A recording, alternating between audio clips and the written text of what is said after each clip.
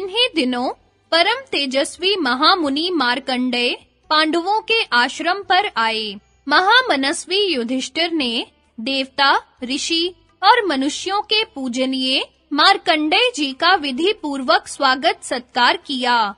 मार्कंडेय जी महाराज वनवासी पांडव और द्रौपदी की ओर देखकर मुस्कुराने लगे।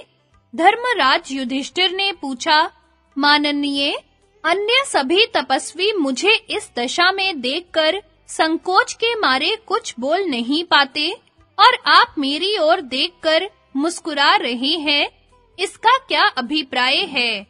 मार्कंडेय जी ने कहा, मैं तुम्हें इस दशा में देखकर प्रसन्नता से नहीं मुस्कुरा रहा हूँ। मुझे किसी बात का घमंड नहीं है। तुम लोगों को इस दशा में देखकर मुझे सत्यनिष्ठ दशरथ नंदन भगवान रामचंद्र की स्मृति हो आई है। उन्होंने पिता की आज्ञा से एकमात्र धनुष लेकर सीता और लक्ष्मण के साथ वनवास किया था। उन्हें मैंने ऋष्यमूक पर्वत पर विचरते समय देखा था।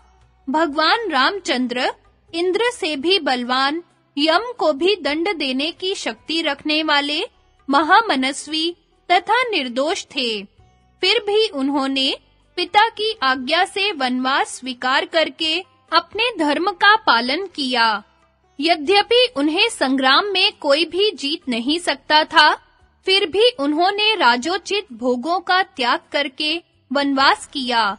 इससे यह सिद्ध होता है कि मनुष्य को मैं बड़ा बलवान हूँ ऐसा समझकर अधर्म नहीं करना चाहिए। भारतवर्ष के बड़े-बड़े इतिहास प्रसिद्ध राजा नाभाग, भगीरथ आदि ने सत्य के बल पर ही पृथ्वी का शासन किया था। धर्मराज, इस समय जगत में तुम्हारा यश और तेज दीप्यमान हो रहा है। तुम्हारी धार्मिकता, सत्यनिष्ठा, सद्व्यवहार जगत के समस्त प्राणियों से बढ़े चढ़े हैं। तुम अपनी प्रतिज्ञा के अनुसार वनवास की तपस्या कर लेने के बाद अपनी तेजोमयी राजलक्ष्मी को कौरवों से छीन लोगे, इसमें कोई संदेह नहीं। इस प्रकार कहकर महामुनि मार्कंडेय, पुरोहित धौम्य और पांडवों से अनुमति लेकर उत्तर दिशा की ओर चले गए। जब से महात्मा पांडव द्वैत वन में आकर रहने लगे, तब से वह विशाल वन ब्राह्मणों से भर गया। उस वन में तथा सरोवर के आसपास ऐसी वेद ध्वनि होती थी जिससे वह ब्रह्मलोक के समान जान पड़ता था। वह ध्वनि जो सुनता, उसी के हृदय में वह बस जाती। एक दिन दालभ्य भक्त मुनि ने संध्या के समय धर्मराज युधिष्ठिर से कहा कि राजन, देखो, इस समय द्वैत वन के आश्रमों में सब और तपस्वी ब्राह्मणों की यज्ञ अग्नि प्रज्वलित हो रही है। भृगु, अंगीरा, वशिष्ठ, कश्यप, अगस्त्य और अत्रि गोत्र के उत्तम तपस्वी ब्राह्मण इस पवित्र वन में इकट्ठे हुए हैं और तुम्हारे संरक्षण में सुख सुविधा के साथ अपने-अपने धर्म का पालन कर रहे हैं। मैं तुम लोगों से एक बात कहता हूँ, सावधानी के साथ सुनो। जब ब्राह्मण और क्षत्रिय मिलजुल कर काम करते हैं, एक दूसरे की सहायता करते हैं, तब उनकी उन्नति और अभिवृद्धि होती है। फिर तो वे अग्नि और पवन के समान हिल मिलकर शत्रुओं के वन भस्म कर डालते हैं।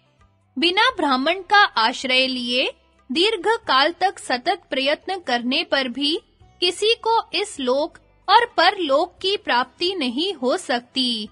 धर्मशास्त्र और अर्थशास्त्र में प्रवीण निर्लोभी ब्राह्मण का आश्रय लेकर ही राजा अपने शत्रुओं का नाश कर सकता है। राजा बलि को ब्राह्मणों की सहायता से ही उन्नति प्राप्त हुई थी। ब्राह्मण एक अनुपम दृष्टि और क्षत्रिय एक अनुपम बल है। ये दोनों जब साथ रहते हैं, तब जगत में सुख समृद्धि की अभिवृद्धि होती है। इसलिए विद्वान क्षत्रिय को चाहिए कि अप्राप्त वस्तु की प्राप्ति और प्राप्त वस्तु की वृद्धि के लिए ब्राह्मणों की सेवा करके उनसे ज्ञान प्राप्त करे। युधिष्ठिर, तुम तो सदा सर्वदा ब्राह्मणों के साथ उत्तम व्यवहार करते ही हो, इसलिए लोक में तुम यशस्वी हो रहे हो। धर्मराज युधिष्ठिर ने बड़ी प्रसन्नता के साथ धालभ्य भग मुनि के उपदेश का अभिनंदन किया। महात्मा वेदव्यास, नारद, परशुराम, पृथुश्रवा, इंद्रद्युमन, भालुकी, हारीत, अग्निवैश्य आदि बहुत से व्रतधारी ब्राह्मणों ने धालभ्य भग और धर्मराज युधिष्ठिर का सम्मान किया। धर्मराज युधिष्ठिर और द्रौपदी का संवाद, क्षमा की प्रशंसा। वैशंपायन जी कहते हैं, जन्मेजय, एक दिन संध्या के समय वनवासी पांडव कुछ शोकग्रस्त से होकर द्रौपदी के साथ बैठकर बातचीत कर रहे थे।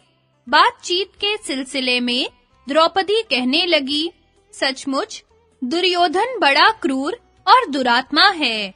हम लोगों को दुखी देखकर उसे तनिक भी तो दुख नहीं होता। हरे हरे उसने हम लोगों को मृगछाला ओढ़ाकर घोर जंगल में भेज दिया, परंतु उसे रत्ती भर भी पश्चाताप नहीं हुआ। अवश्य ही उसका हृदय फौलाद से बना होगा।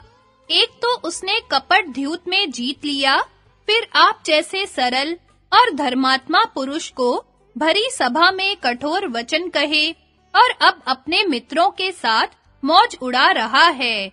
जब मैं देखती हूँ कि आप लोग सुनहली पलंग छोड़कर कुशकास के बिछौनों पर सो रहे हैं, मुझे हाथी दांत का सिंहासन याद आ जाता है और मैं रो पड़ती हूँ। बड़े-बड़े राजा आप लोगों को घेरे रहते थे। आप लोगों का शरीर चंदन चर्चित होता था।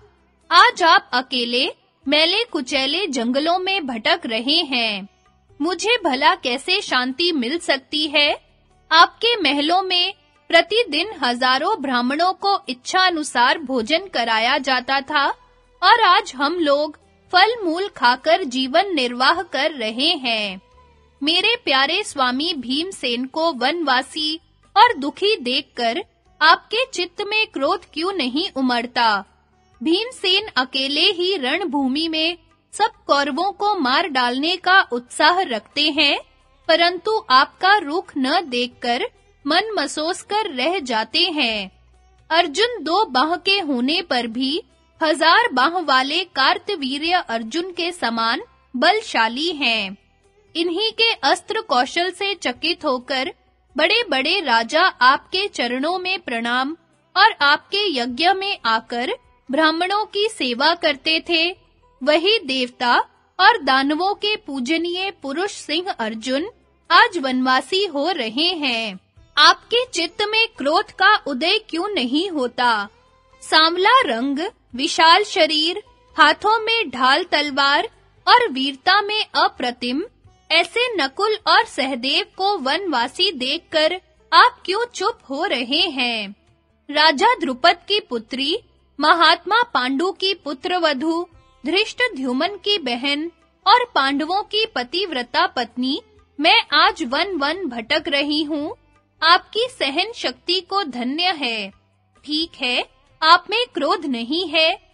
जिसमें क्रोध और तेज न हो, वह कैसा क्षत्रिय? जो समय आने पर अपना तेज नहीं प्रकट कर सकता, सभी प्राणी उसका तिरस्कार करते हैं। शत्रुओं से क्षमा का नहीं, प्रताप के अनुरूप व्यवहार करना चाहिए।